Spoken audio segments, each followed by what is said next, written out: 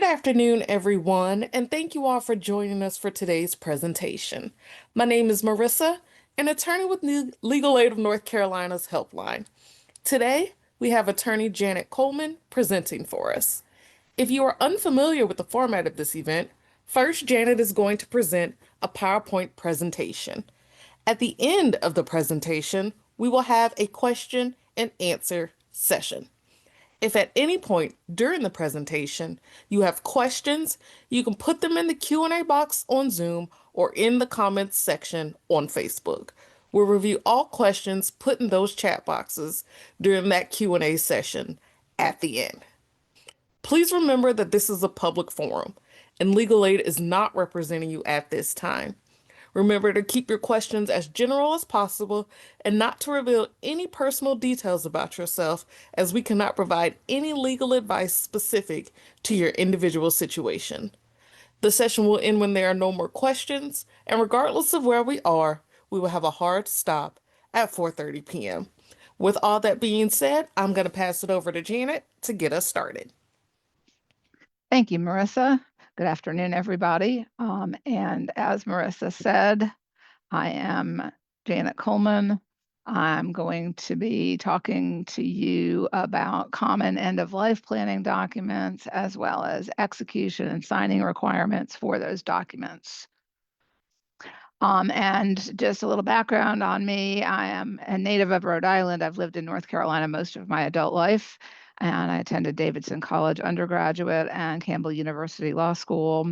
I have been in private law practice. I was also an assistant DA for a number of years, and then I joined Legal Aid in March of 2022, and I'm currently a staff attorney with the Senior Law Project, which is a special project within Legal Aid of North Carolina that serves clients aged 60 and over. As Marissa said, we cannot give you legal advice for your specific situation. I can only provide general information, and I will only be discussing North Carolina law. And so if you live in another state and you're watching this presentation or listening to this presentation, you will have to consult with someone who is a licensed attorney in that state.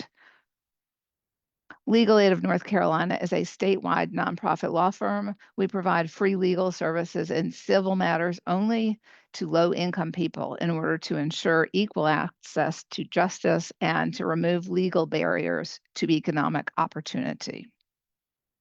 Some of the types of cases that we handle include obtaining domestic violence protective orders to protect survivors of family violence, to help tenants fight evictions from both public and private housing, to help fight illegal termination of public benefits such as food stamps and Medicaid, assisting homeowners who are having their homes foreclosed upon, and stopping illegal debt collection.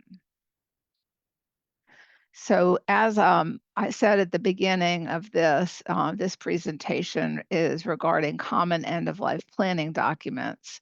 These are also referred to at times as estate planning documents. There are four major components to those estate planning documents. They include the will, a financial power of attorney, sometimes just called a power of attorney, a healthcare power of attorney, and a living will. Sometimes people ask us why they should have end-of-life planning documents. And my answer is typically as follows. One, that these could be very helpful to you and to your loved ones if you become sick or incapacitated. They can also make sure things happen the way that you want them to, both at the end of your life and after you pass, as well as during your life. They can be especially important if your biological relatives are not the people that you want assisting you in an emergency or inheriting your property after you pass away.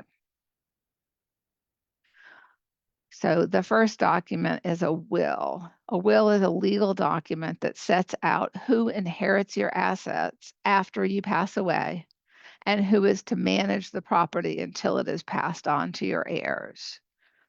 So it says who will get your assets, whatever those assets may be, including your real estate, a car, bank accounts, money, jewelry, any of your personal property, any of your real property after you die.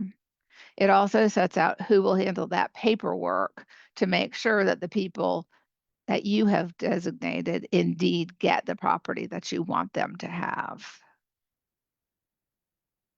A will has no effect and no meaning until the day that you pass away. As a practical matter, you could change your will every day if you wanted to, as long as you remain competent. We would certainly not encourage you to do that. That can create other issues and confusions. But if you did that, the only will that would be followed would be the last one that you signed or executed before you passed away. Your will does not transfer any ownership interest while you are still living. For example, if you put in your will that I want my house to go to my daughter, even if I sold my house, would not invalidate my will, and the house would not go to my daughter. I could still sell that house. So what happens if I die without a will? If you die without a will, your property does not automatically go to the state. And I think that's often a misconception that people have, but rather it passes under what are called the laws of intestacy in North Carolina. Intestacy simply means that you die without a will. Basically, your assets without a will pass to your closest family members, but only those that are through legally recognized relationships. Exactly who will get your property depends on a lot of factors like the makeup of your family, how your assets are titled. As for example, even without a will, you can designate someone to get your pension or your bank accounts or own stocks or bonds, and you can name beneficiaries. Those would pass even if you didn't have a will to those designated beneficiaries.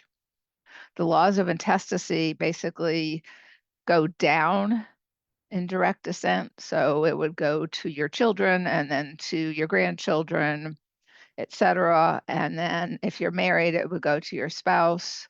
And then if you don't have children or grandchildren or a spouse, then it would go to your parents and also possibly to your siblings if you have those. But you would need to speak to your attorney about your specific situation or to an attorney. Again, I can't answer specific questions. So if you die without a will, don't be confused that dying without a will would be the same thing as you owing money to Medicaid for long-term care. So if you were able to or required to use Medicaid long-term care benefits to care for yourself in your end of life times, and you're in a facility that you're paying for it through that Medicaid long-term care benefit, then Medicaid can sometimes go after your property after you pass away. That doesn't invalidate, again, your will. It just means that it would pass. Potentially, those heirs would have Medicaid coming back and making a claim against your estate. It has nothing to do with whether you have a will or not. And if you die without a will, as I said, your property will pass under the intestacy laws of the state of North Carolina. Medicaid estate planning is extremely complicated, and it is something that is individual to each different person. So you would want to speak to a qualified elder law attorney regarding your specific situation. In your will, if you have someone that you care for, that you are guardian for, whether it's a minor child or a disabled adult child or another disabled adult, you can nominate somebody to become the guardian of that person that you already have guardianship over. This isn't binding on the court. However, it is very persuasive to the clerk of court who would be making those decisions.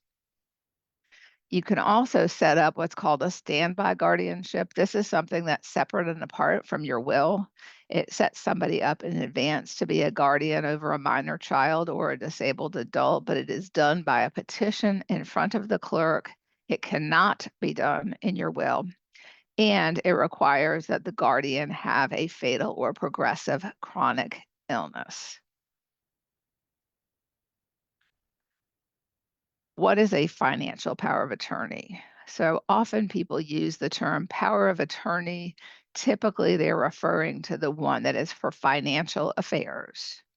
A financial power of attorney is a document that names someone to help you out with your business affairs, your financial matters, paying your bills, dealing with real estate, things like that.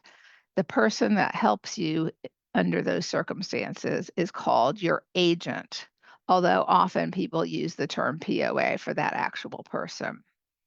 So, for example, if you have a power of attorney and you've named an agent for financial matters and you have an unexpected accident and go into a coma, your agent could immediately call your mortgage company to ask if your payments have been made. And if they haven't been, then write a check on your bank account to make that payment for you.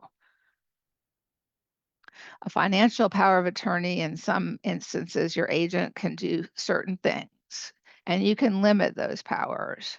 But some of the things that they could do for you include writing checks from your bank account, transferring money from one savings account to your checking account, or vice versa, calling your car insurance company to cancel your car insurance if you are no longer able to drive and you're not going to be having a car any longer, calling to check to see if your taxes have been paid, buying or selling property for you, and handling a lawsuit on your behalf. For example, if you became incapacitated because of a car accident, then your agent could represent your interests in that lawsuit. When does a power of attorney take effect? In other words, when can your agent start to help you out? So there are two ways to do that in North Carolina. One of them is that it can be effective immediately. This doesn't mean that you can't act for yourself. It just means that that agent can act on your behalf without a triggering event occurring. Or the alternative is it could be what we call a springing power of attorney, and it only is triggered by some future event, such as if you become incapacitated and you could no longer handle your financial affairs by yourself. There are limits on the agent under the law of the state of North Carolina. Your agent's given access to your finances, but they are required by law to use your money in a way that benefits you and you alone. So even though your agent has the authority to write checks from your account, they should not write a check to pay his or her own cell phone bill. I will warn you, however, that although there are those legal limits, there is no real monitoring going on by anyone outside of you. So I would encourage you to give great thought and careful thought to the person that you choose to be your agent under a financial power of attorney. It does create the potential for financial abuse and exploitation. It gives them access to your money. They're not supposed to use that access to benefit themselves, but it does not mean it will never happen. Not to say that you should not name your child or whoever you trust. It is important to have someone who could act on your behalf. However, just be cautious in who you select. There's a difference between a power of attorney and a guardianship. A power of attorney by itself does not take away any of your own decision-making power. You choose who you want to be your agent or your power of attorney, and you decide what powers your agent will have pursuant to that document, pursuant to that power of attorney. If you're declared incompetent by a court, the court decides who has the decision-making power and what specific powers they have by appointing a guardian. The powers of the guardian are then specifically described in that appointment document, that order appointing the guardian for you that's done by the court. So there's a difference whether you choose or the court chooses for you, depending on that scenario. Sometimes we get asked questions such as, how do I get a power of attorney over my mom? The answer is you can't. Only the person who is being helped or the principal can sign, execute a power of attorney. An agent cannot sign a power of attorney on behalf of someone else. If the principal is unwilling or unable, such as they have been declared incompetent, they are unconscious, something similar, to sign that power of attorney, then there is no way to get one. That helper, the person who wanted to become the agent, would then have to seek guardianship, which requires a court order declaring that principal, that person who will become a ward of this under the guardianship, declaring them incompetent. With a healthcare power of attorney, they are different from the financial in significant ways. One is that it names somebody to make your medical and healthcare decisions only if you're no longer able to make those decisions for yourself. For example, if you had a car accident and you became unconscious, your healthcare agent would be able to determine or decide whether you should have surgery right away or you should wait until some future time, obviously in consultation with your medical providers. The healthcare agent can make lots of different types of healthcare and medical decisions, such as they can request and review information about your medical condition and consent to its disclosure, such as reviewing your medical records, which normally they would not be able to do without that healthcare power of attorney because of the HIPAA laws. They can hire and fire healthcare providers. They can consent to and authorize admission or discharge from healthcare or mental health care facilities.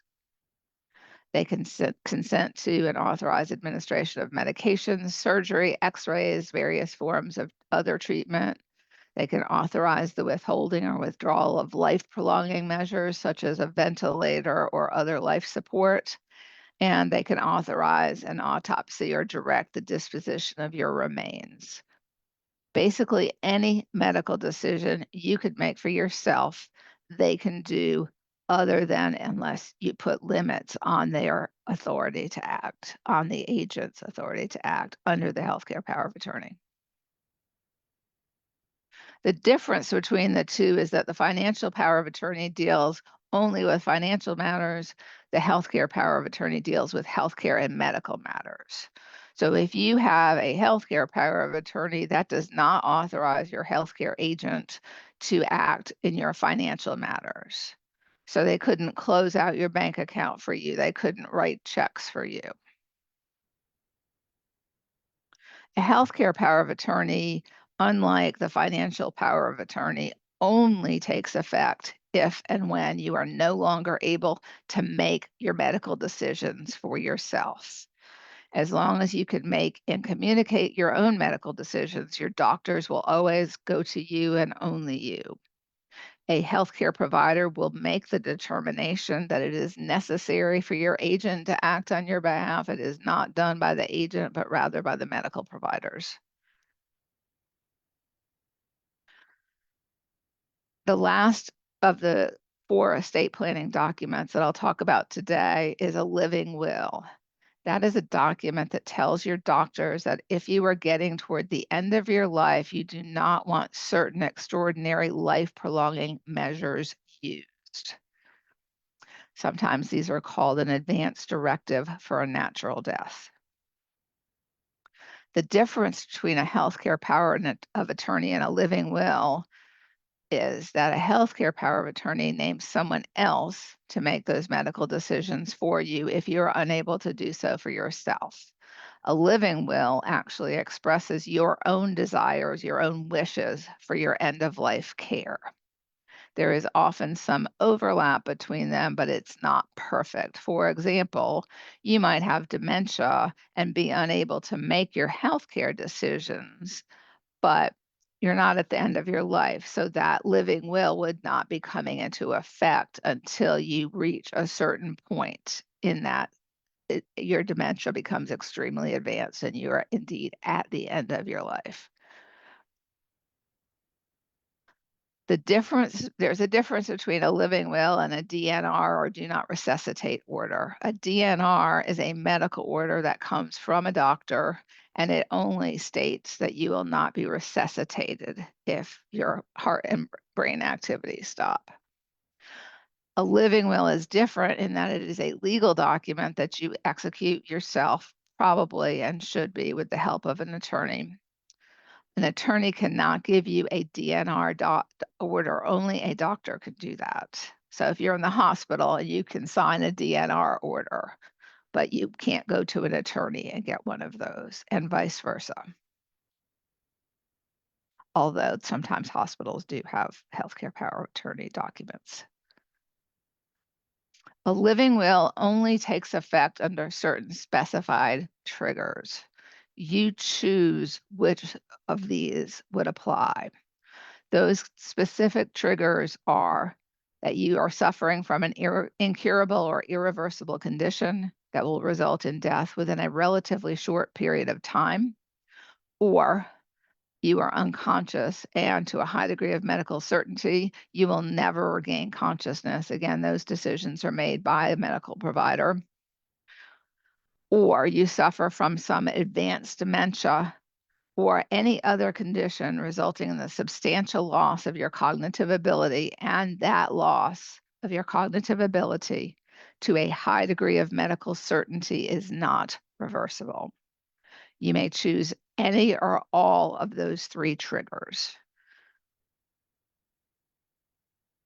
Once you have signed that living will, if you reach any of those, it dictates whether or not you will be either placed on that life support equipment or removed from it should you have been put on it before someone was aware of the existence of that living will. That also, you can limit some of those powers in that document, and I'm not going to get into great detail because, again, that's an individual decision that's done in consultation with an attorney or another advisor. In order for these documents to be valid, they have to be executed in a formal way. When an attorney says executed, that just means it's signed by the maker, which is you, and others in a way set out by the statute or the law in the state of North Carolina specifically. For example, if you emailed your neighbor and said, I want you to get everything, that would not be enforceable by the courts. It would not transfer title to your assets when you pass away. Or another example is that your grandpa drives his granddaughter around the farm and says, this will all be yours someday. That is not a valid will. That is not an enforceable document or agreement. In order for valid execution of documents to take place, there are generally three requirements. That is that you sign it, and that it is signed by two witnesses who witness you signing it, and they must be disinterested. In the case of a healthcare power of attorney, you cannot have medical workers in a facility or a hospital be witnesses. That is not permitted by law in North Carolina. Those documents also need to be acknowledged by a notary public. The financial power of attorney does not require two witnesses. It only needs to be signed by the principal and notarized. I have had clients talk to me about that they have written out their wills themselves by hand. And that is not illegal in the state of North Carolina. However, so there are some very specific requirements. They are called holographic wills under the law. It is an option if you cannot get to an attorney to prepare a will for you right away. However, it should only be a temporary stopgap solution, and you should go to an attorney to have a proper will prepared as soon as it is feasible to do so. For a valid handwritten will to be enforceable and to operate to pass your property, it must be written entirely in the handwriting of the testator or the person making the will. Must be signed by the testator. It must be found in a proper place, such as in a safe deposit box or with the testator's important papers or with someone for safekeeping. Important papers are things like your birth certificate, your death certificate, insurance policies, or you could give it to someone and say, please keep this safe for me because you don't have some place like that to keep those papers. After your death, with a holographic or handwritten will, it will require to be admitted to probate and to be valid 3 witnesses to testify as to that being your handwriting. It has to be the entire document in your handwriting. And 1 witness to testify that it was found with your important papers. Obviously, if it was in the safe deposit box, you would have the person who found it in that box to testify. That does create issues if a document is in a safe deposit box, because at times it may be impossible for your executor or your heirs to obtain access to that safe deposit box. So we don't recommend that you put it there, but rather with your important papers, if that's in fact the route you choose. If you're writing a handwritten will, some tips are: keep it simple, distribute the property cleanly and clearly with no conditions on it. For example, to my children, all my children in equal shares, not to my son, but only if he's graduated high school and he had children. And if he didn't graduate, then the property is to go to the Humane Society, but only if it is run as an animal shelter. And if it's not, then it goes to Joe Smith. Don't do that. Just be clear about where it goes without conditions. Identify the property clearly in a way that even a stranger would understand. For example, 136 Oak Street, not the old home place or the mountain house. This is because there's a principle in the law that the law cannot go outside the 4 corners of the document in order to determine what the meaning is. If you are going to do a handwritten will, remember that that will is a financial transaction. State very simply who you want to receive your assets and save statements like, I love my family very much, or any emotional note. Just leave those out of your will. Put those in other forms of communication. We have clients sometimes who have moved to North Carolina from other states, and they say, well, I don't know if my will is going to be valid in North Carolina. I don't really want to redo it. It's perfectly fine the way it is, but I want to make sure it's valid in North Carolina. In order for it to be valid to pass property in North Carolina, regardless of where it was made, it has to comply with North Carolina law. But those requirements are fairly straightforward. They include that the maker of the will was of sound mind at the time of making the will, that they were over the age of 18 at the time of making the will, and that the will was signed by the testator and attested to by at least 2 competent witnesses. And there, I've given you the statutory sites in here.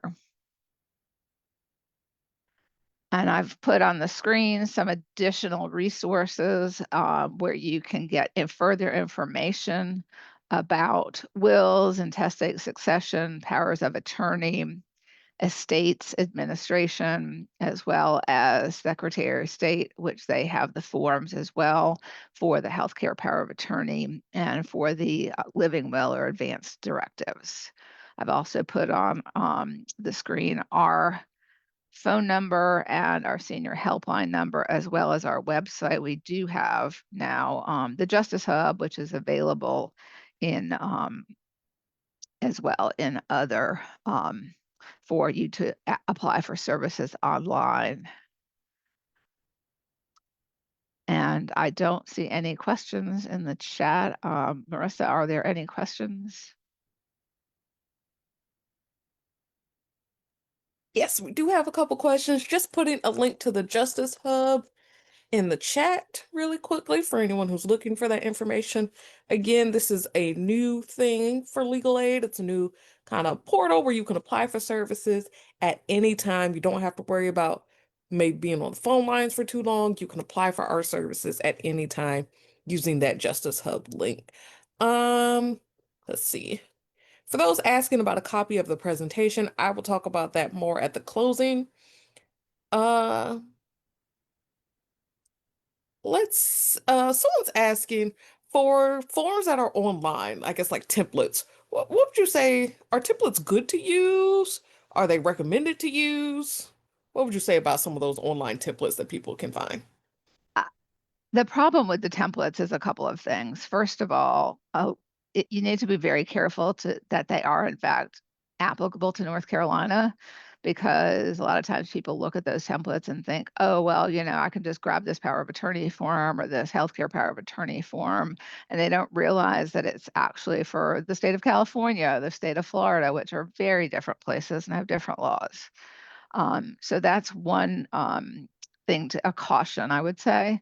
The other is that in many of these situations, there's language in those that simply don't apply to you, and you won't know whether it's applicable or not unless you have somebody who's advising you who understands that language.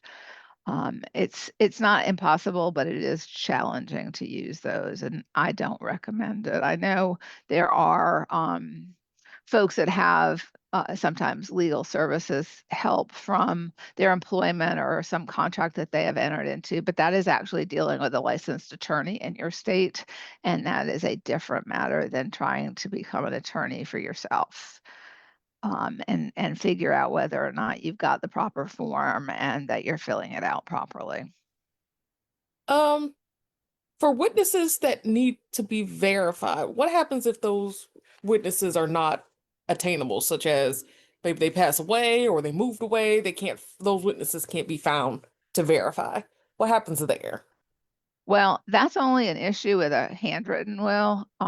If it's a will such as the ones that we at Legal Aid of North Carolina prepare is what's called a self-proving will in North Carolina. And that means that because you had those witnesses present with the person making the will, the testator, and the notary public, and everybody's in the room together, that those are sort of guarantees of trustworthiness. And so those are what they call a self-proving will, and no additional witnesses are necessary, and you don't have to do anything else in order to get that will admitted to probate after the death of the principal or the testator. So it isn't as big a deal as it sounds like. And that's again the case with the other documents, that those documents are presumed to be valid because of the safeguards of those witnesses and the notary who were present.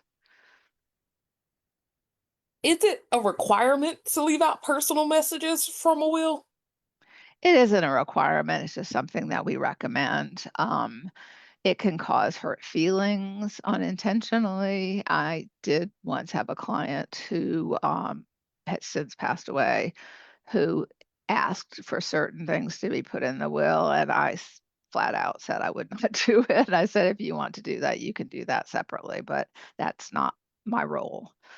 I do think it can cause hurt feelings. It may even cause confusion in the terms of the will. Um, if you want to do that, there is a provision in the wills that we prepare where we can add something that you do a separate handwritten letter that's attached to your will to leave specific items of personal property that you designate, such as, a family heirloom, a china set or something like that. And then that would be a more appropriate place to put those personal messages. Perfect. Okay. Yeah. Again, we can't respond to specific. What do you do if someone has passed away and where do you take their will? How do you start that process? And we cannot go into estate administration. That's a whole nother topic, but just Yeah. I guess high level, what do you do with someone's will once they pass away? So if somebody has passed away and you are the executor of the will and you know where it is and you can get the original will and only the original will is admissible to probate, you would want to take that and the death certificate to the county that the deceased person was living in at the time of their death to the clerk of court. They have an estates division and they can walk you through the process. There is also a guide to estate administration that's put out by the North Carolina Administrative Office of the Courts that is available online. It was published about a year ago, so it is very up to date. And it gives you what forms you have to fill out, how to fill those forms out, because those are forms that you have to go fill out in order to administer that estate in North Carolina. All of that is pretty uniform throughout the state because it is regulated by the Administrative Office of the Courts and North Carolina general statutes. Perfect. What would you say about using the forms that are on the Secretary of State, NC Secretary of State's website? Are those better forms than maybe something online?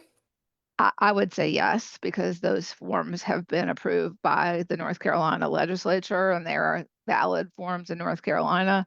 Again, I would caution you just because I've seen where people have downloaded those and filled them out themselves and got witnesses and a notary and, did everything execution wise properly, but there are decisions to be made within those forms that you want to consider carefully when you're filling them out. Gotcha. Perfect. For those of you asking about qualifying for legal aid services, I will discuss that in just a moment here. Let me go back, make sure I'm not missing anything on Facebook. No questions there. Um, Again, we are not getting into estate administration at this time. Okay. So I think those are all the questions that I'm seeing that don't have to do with the state administration. For those of you asking about how to qualify for legal aid services, the easiest way to determine if you may qualify is to actually click that Justice Help link and go through the pre-screen to see if you qualified. Different categories can sometimes have different income and asset limits, so we can't speak to directly if someone will qualify. The easiest way to kind of get the best idea of whether or not you may qualify for legal aid services would be to click that Justice Hub link that's in the chat and go through that pre-screen process. Okay, that is not a question. Okay, as I am not seeing any other questions that we can answer in this forum, I'm going to go ahead and say thank you to all of you for joining us. Very special thank you to Janet for presenting and for answering all those questions. As some of you were asking, if you would like to review anything that Janet went over today, we have posted a recording of this event to our Facebook page. It will be immediately available following the event. You can access the recording with or without a Facebook account at www.facebook.com/legalaidnc for about a week, for about a month. If you need to access it in the future, it will be available on Legal Aid's YouTube page at any time in about a week. If you would like to register for one of our other Listen and Learn programs, such as child custody, tenant rights, Medicaid rights and eligibility, you can do so on our website at www.legalaidnc.org/clinics. Thank you all so much, and I hope everyone has a wonderful rest of their afternoon.